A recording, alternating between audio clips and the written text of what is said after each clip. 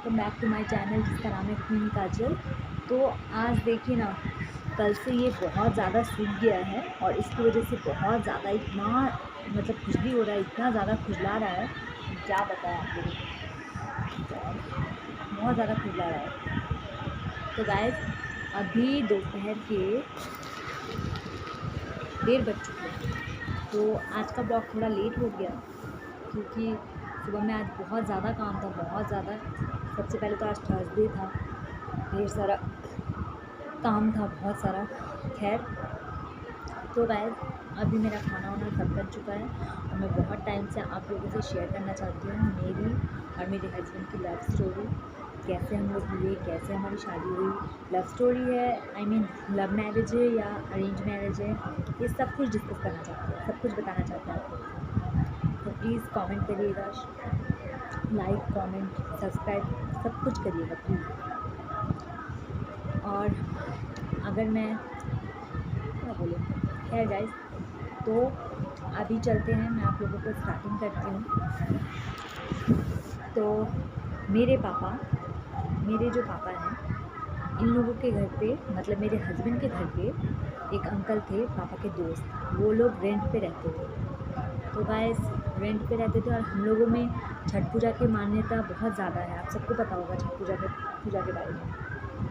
तो गाइस, क्या हुआ था कि छठ पूजा के टाइम पे हम लोग वो अंकल के घर पे आए थे और वो अंकल एक्चुअली इनके घर पे, इन लोगों के घर में भाड़ा में रेंट पे रहते हैं। तो क्या हुआ गाइस कि हम लोग आए थे छठ पूजा में, तो उन्होंने मुझे देखा, मैंने भी उन्हें देखा। फर्स्ट डे शाम को देखा। उसके बाद फिर तब कोई बातचीत नहीं हुआ, कुछ भी नहीं, उन्होंने भी नहीं बात किया, मैंने भी कोई बात नहीं किया। बस मेरा आदत था क्या, मैं किसी को भी देख के नॉर्मली, कोई किसी को भी देख के जैसे स्माइल करता है, वैसे मैंने भी उनको देख के स्माइल किया। बट वो पहले एकदम हंसते नहीं थे, बहुत ज़्यादा सीरियस रहते थे। तो उन्होंने कोई रिएक्शन नहीं दिया, कुछ नहीं। तो उसके बाद क्या हुआ कि छठ पूजा हम लोग का 2-3 दिन चलता है कंटिन्यू। तो नेक्स्ट उसी दिन रात को, जिस दिन खरना होता है, रात को हम लोग ठेकुआ बनता है। तो गाइस, क्या हुआ उस दिन हम लोग, क्या बता, सुनिए ना, बोलिए, क्या बोल रही है? हम बात करें अपनी शादी के बारे में, बता रहे हैं। तो क्या हुआ गाइस, जिस दिन रात को छठ पूजा में ठेकुआ बनता है, खरना बोलते हैं हम लोग, उस दिन मैं इन्हीं लोग के साथ बैठ के, इनकी जो छोटी बहन है उनके साथ, वो मेरी फ्रेंड हो गई थी, अच्छी फ्रेंड हो गई थी 2 ही दिन में। तो हम लोग साथ में कहीं भी जा रहे थे, आ रहे थे, कोई सामान लेने या कुछ भी, तो बहुत ही अच्छा लग रहा था। उसके बाद क्या हुआ गाइस कि रात को जब सब लोग ठेकुआ बनाने बैठे थे, तो मैं भी इन लोगों का हेल्प करने के लिए आई थी बैठी। उसके बाद हम लोग का थोड़ा काफ़ी बातचीत हुआ। अगल बगल के और भी कुछ इनके दोस्त थे, भाई थे, कुछ लड़कियां भी थी, सबके साथ मैं भी बैठी। हम लोग मिल के ठेकुआ बनाए। उसके बाद मैंने देखा, फर्स्ट चीज़ मैंने नोटिस किया ये कि वो जो ठेकुआ का आटा होता है वो सान रहे थे। और वो चीज़ देख के मुझे इतना हंसी आ गया कि चलो, लड़का हो के वो आटा सान रहे, वेरी, कितना अच्छा लगा देख के। उसके बाद क्या हुआ, नेक्स्ट डे, उस दिन भी हम लोगों ने उतना बातचीत, उनसे तो कोई बात किया ही नहीं, ना ही उन्होंने मुझसे कोई बात किया। उसके बाद नेक्स्ट डे क्या हुआ नेक्स्ट डे पूजा था, हम लोग को शाम को घाट पे जाना था, उसका सब कोई प्रिपरेशन कर रहा था, तैयारी कर रहा था, तो हम लोग भी किए। उसके बाद क्या हुआ गाइस कि शाम को जब हम लोग घाट पे जाएंगे, तो मेरा भाई तब बहुत छोटा था, तो मम्मी पापा सब कोई आगे आगे चले गए थे, हम लोग पीछे पीछे सब साथ में जा रहे थे। ये थे, इनकी बहन थी, इनके दोस्त लोग थे, सब थे, और हम भी थे अपने भाई के साथ। तो हम अपने भाई को गोद में लेके जा रहे थे। फिर इनके दोस्तों ने कहा कि हमें दे दो, हमें दे दो, थोड़ा हम ले लेते, थोड़ा हम ले लेते, ऐसे करके वो लोगों ने गोद में ले लिया। फिर थोड़ा बहुत वहाँ पे नॉर्मली बात हुआ, कुछ बात नहीं हुई।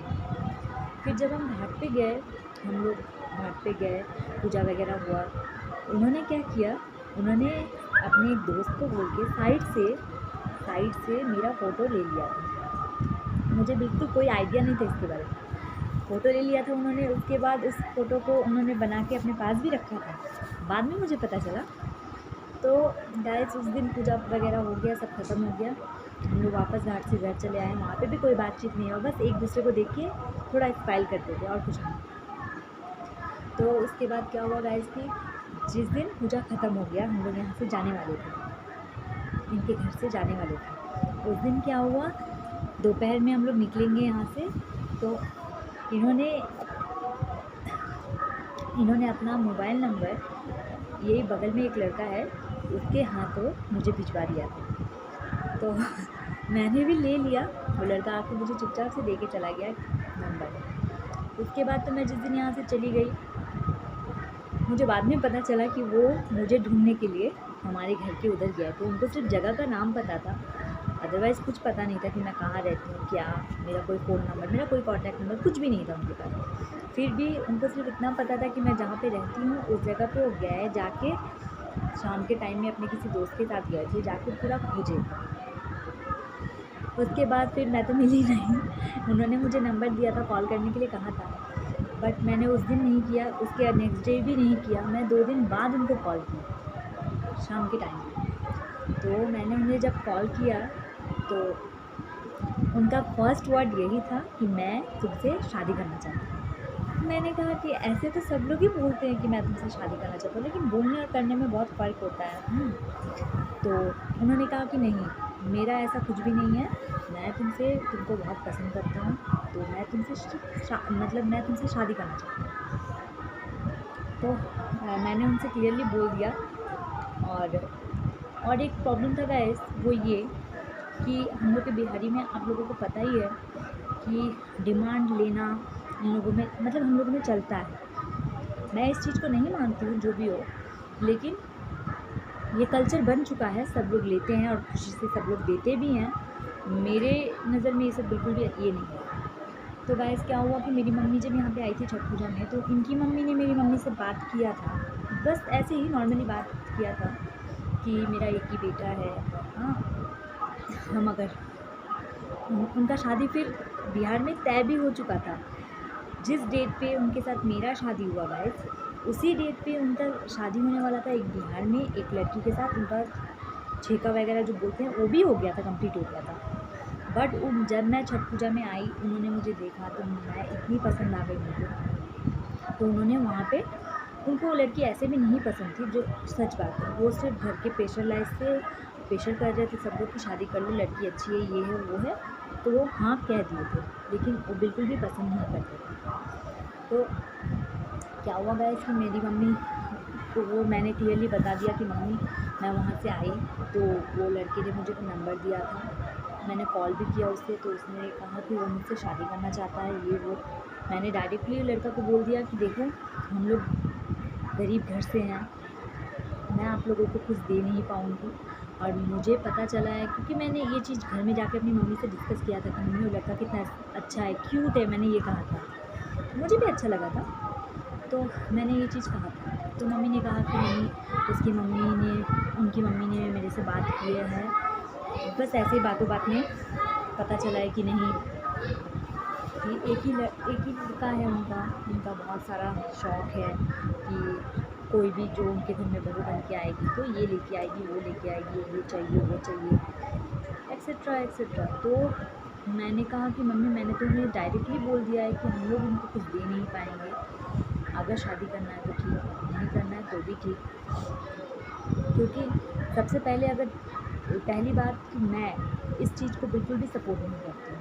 कोई अगर अपनी खुशी से किसी को कुछ देना चाहता है अपनी बेटी को, तो ऑफकोर्स दे सकता है, लेकिन डिमांड करने वाला सिस्टम मुझे बिल्कुल नहीं पसंद है, बिल्कुल भी नहीं। तो ऐसे भी इनकी मम्मी मुझे पसंद नहीं करती थी, क्योंकि मैं सांवली थी, जिसकी वजह से इनकी मम्मी मुझे बिल्कुल पसंद नहीं करती। और जब इनकी घर में पता चला कि वो वहाँ शादी नहीं करना चाहते हैं, मैं आई थी, मुझे देख के उन्होंने पसंद कर लिया और मुझसे शादी करना चाहते हैं, तो इनके घर में इनकी मम्मी को बिल्कुल भी राज़ी नहीं थी, बिल्कुल भी नहीं थी। फिर मैंने कहा उनसे कि आप पहले अपने घर वालों को मना लीजिए, उसके बाद ही हम शादी कर जाएंगे, वरना नहीं करेंगे।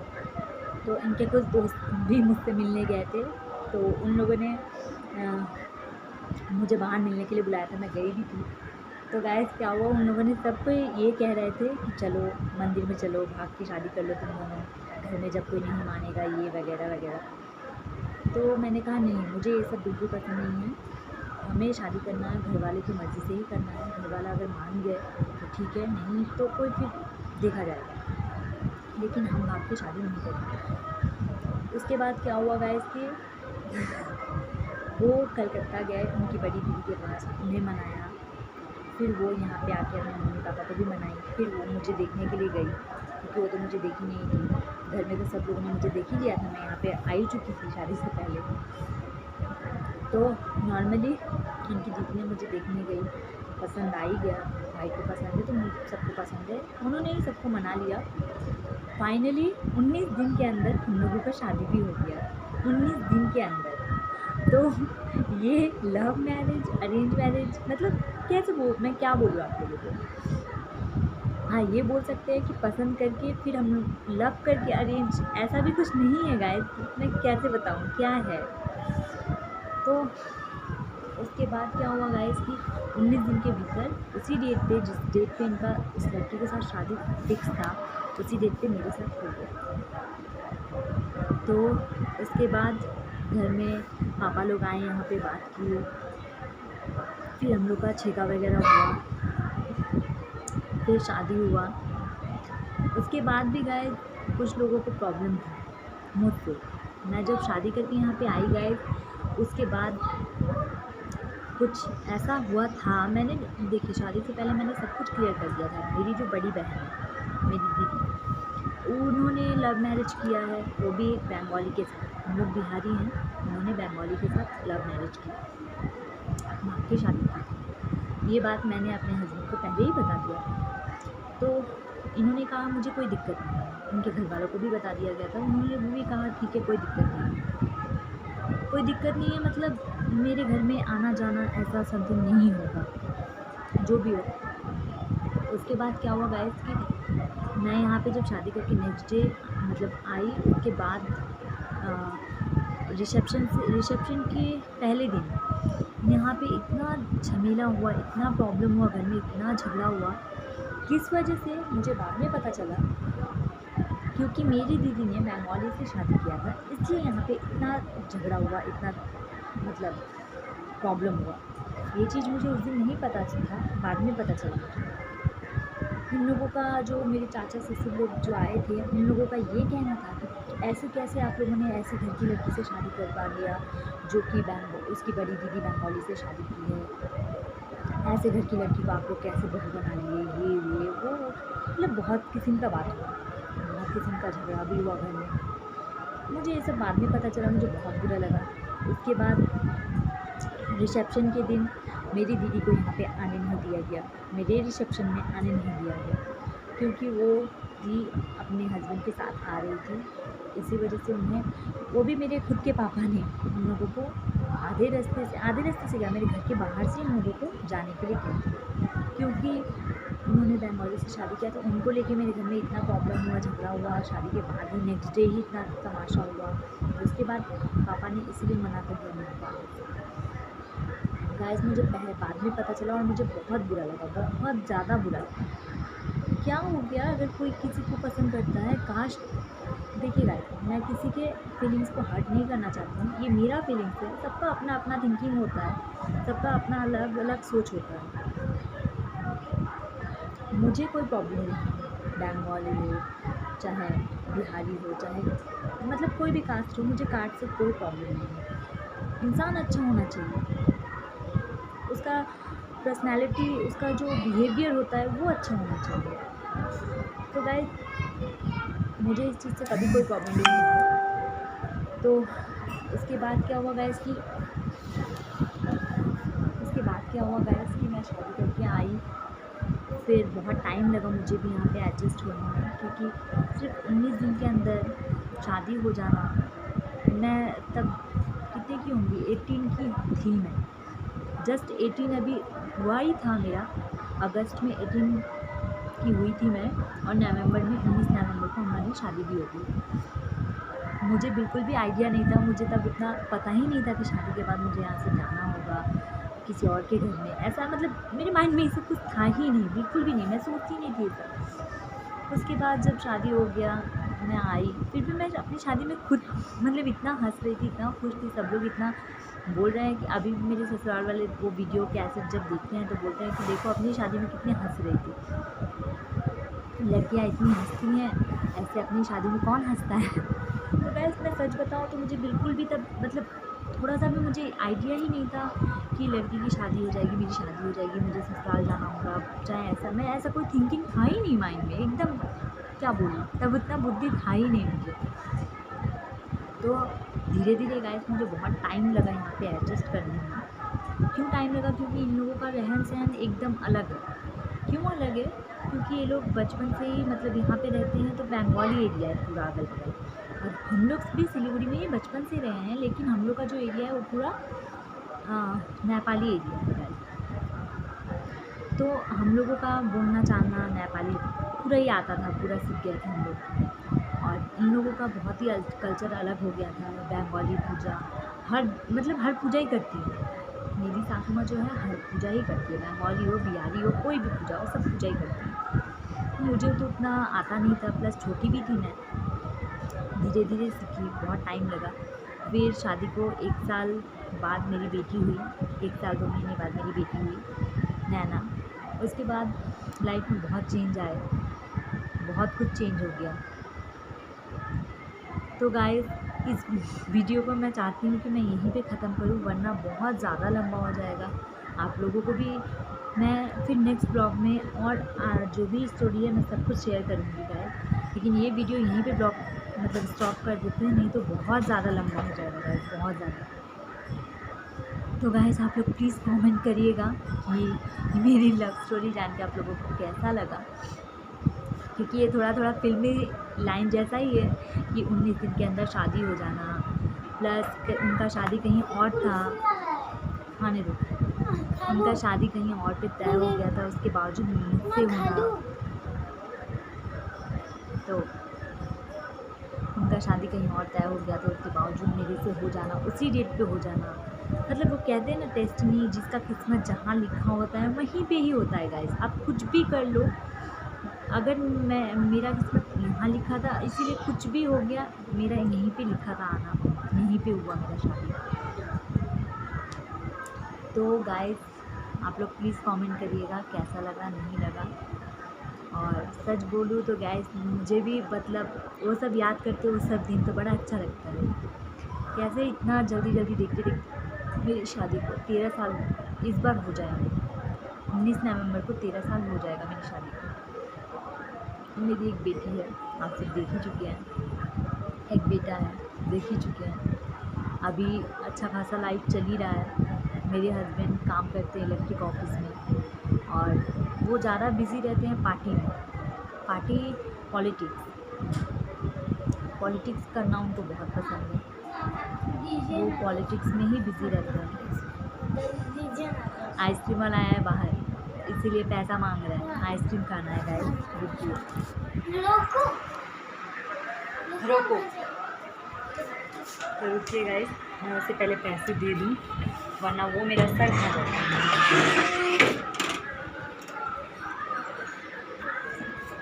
तो गाइस आप लोग प्लीज़ कमेंट करिएगा, बताइएगा कैसा लगा, नहीं लगा। एक ही लाओ, कितना तो लाओगे? तुम ही खाओगे? नहीं नहीं नहीं, हम नहीं खाएंगे। एक 10 रुपये। मुझे ना गाइस अभी कॉर्नेटो आइसक्रीम छोड़ के मुझे और कोई दूसरा आइसक्रीम सच बोले तो बिल्कुल भी अच्छा नहीं लगता है।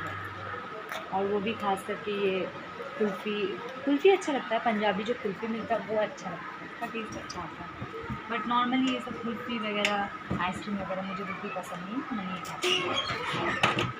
तो गाइस अब इस ब्लॉग को मैं यहीं पे एंड करती हूँ, और प्लीज़ आप लोग कमेंट करिएगा, बताइएगा कि कैसा लगा मेरा फिल्मी लव स्टोरी, जो कि बिल्कुल भी मतलब सच बता रही हूँ मैं।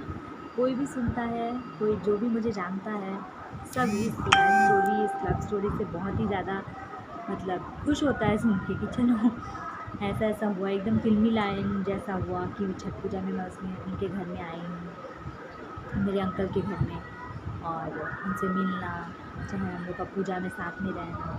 और इन्होंने तो मुझे तब ये भी कहा था कि मैंने छठ पूजा में तुमको मतलब छठ भगवान से मांगा है कि तुमसे मेरा शादी हो जाए, ये वो। तो गाइस चलिए इस ब्लॉग को यहीं एंड करते हैं, फिर नेक्स्ट ब्लॉग में मैं आप लोगों को पूरी स्टोरी और शेयर करूँगी। तब तक के लिए बाय बाय।